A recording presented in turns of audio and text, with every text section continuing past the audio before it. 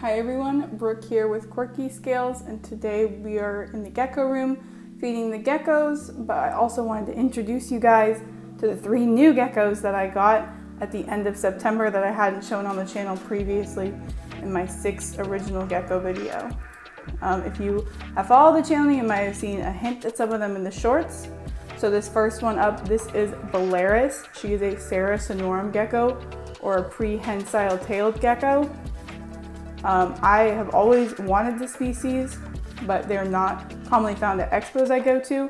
And then for you Court of Thorns and Roses fan, you may recognize the name. She is named after the city of Starlight from that book series. So this is Valeris. She's a sarasinorum gecko, a little bit bigger than the cresties, but very similar in care. She's got that beautiful spotted patterning that I haven't seen in too many of them. And then as you can kind of see it, she's got that little V on the back of her head that when you look at sarasinorums, the popular ones, they have a very bright white V that a lot of people are looking for, as well as spots on their back. But she's kind of interesting. She's got like the dots, and I think her face and her eyes are just so pretty. So this is Valeris. For people that may be interested in sarasinorums, like I said, wasn't able to find one for a while, but then I did find one in the expo. So when I did, I got it from Asheville Exotics, I believe. They're based out of North Carolina, but their care is very similar to a cresty or a gargoyle, but they are a bit more skittish. I didn't film the 2 minutes of me just trying to get her out of her cage, but she's never bit me. And then as you can see, once she is out and she realizes there's no danger, then she's pretty chill. But I think the color of her is just gorgeous, and the eyes are so pretty. So this is Valeris.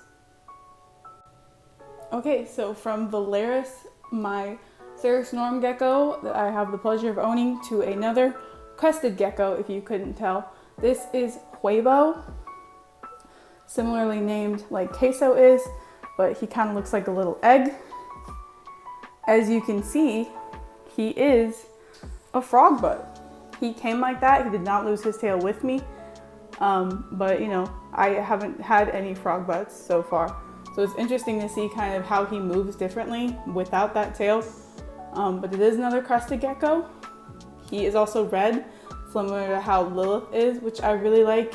And potentially Lilith and him might breed down the road once he gets settled in, and if I do want to pursue the breeding. So if you're a breeder, let me know any tips you have. But you know, same care as my other crested geckos. He's an 18 by 18 by 24 Exoterra. The sarasinorum Valeris is currently in a 12 by 12 by 15.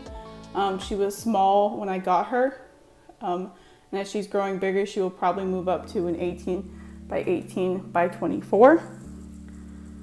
But yes, this is Huevo. I think the color is so beautiful.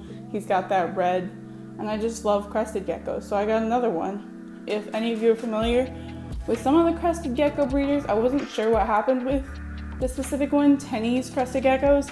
They specialize in the red, but that is supposedly where this gecko comes from, is her breeding population. So I was really excited to get him.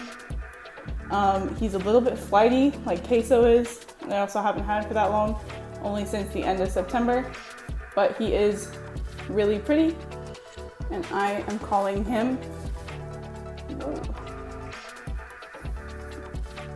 Huevo. He's my little egg man. I have a cheese boy, and this is an egg boy. So say hello to Huevo.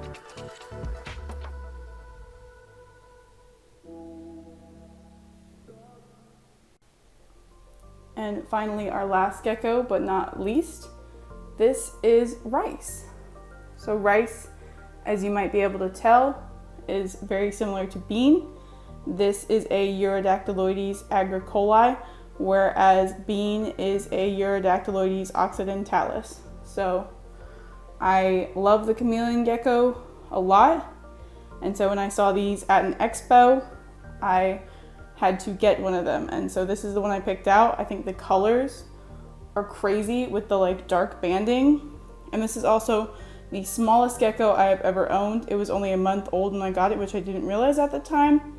But we think it's a he, or I think it's a he, is doing well, growing a lot, hasn't really gotten into insects, but loves the Pangea and is currently an 8x8x12.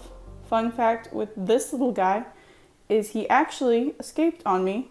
The 8x8x12 that I had holes that I did not realize were open, and he somehow got through those holes, and I found him at the top of the shelf that he resides on. So he's a little escape artist. As you can see, he's very small, but he's growing, and he's such an intelligent little guy. I just love the species. So those are the 3 geckos that I recently acquired. If you liked this video, comment, like, subscribe.